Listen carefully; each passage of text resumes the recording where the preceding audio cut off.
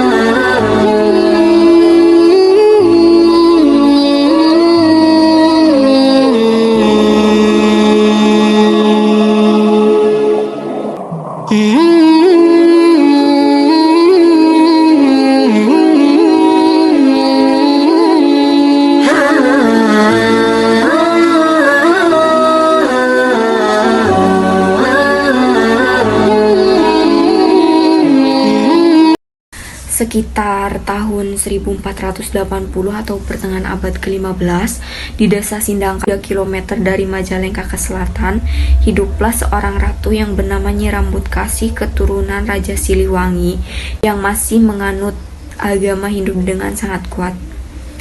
Sang ratu masih berhubungan erat dengan Rarang Santang, Kian Santang, dan Walang Sungsang yang semuanya telah masuk Islam.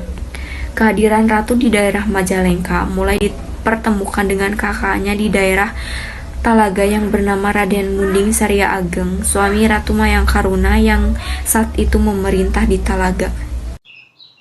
Di perbatasan Majalengka Talaga, Ratu telah mendengar bahwa Darah telah masuk Islam. Maka ia batalkan niatnya dan menetaplah Ratu di Sindang Kasih. Dengan wilayah meliputi Sindang Kasih, Kulur, Kaung Hilir, Cieri, Cicenang, Cigasong, Babakan Jawa, Munjul, dan Cijati. Tata kelolanya sangat baik, terutama masalah pertanian yang dia amati dan juga irigasi Beledug Cicurug Munjul yang dia buat secara teratur sekitar tahun 1485. Putra Raden Rangga Mantri yang bernama Dalem Panungtung diperintahkan menjadi dalem di Majalengka yang mengakibatkan kekuasaan Nyi Rambut Kasih terjepit oleh pengaruh Islam. Kemudian lagi pada tahun 1489, utusan Cirebon, Pangeran Muhammad dan istrinya Siti Armilah atau Gedeng Badori diperintahkan untuk mengunjungi Rambut Kasih dengan maksud agar ratu dan kerajaan Sindang Kasih masuk Islam dan kerajaan Sindang Kasih masuk ke wilayah Kesultanan Cirebon.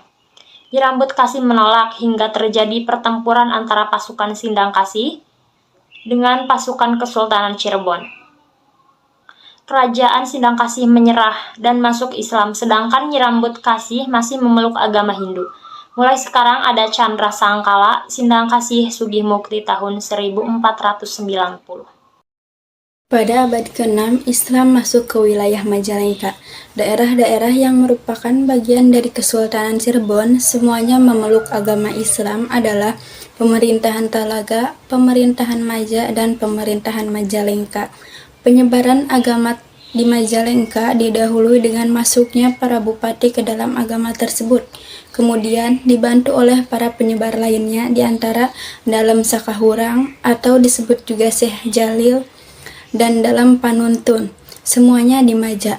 Pangeran Suwarya di Talaga dan yang lainnya Pangeran Muhammad, Siti Armilah, Nyai Mas Lintang Sari, Wirangga Laksana, Salamuddin, Putaran Eyang Tirta, Nur Salim, RH Brawinta, Ibrahim, Pangeran Kawarlang, Pangeran Jakarta, Sunan Rahmat di Bantarujeg, dan masih banyak yang lainnya.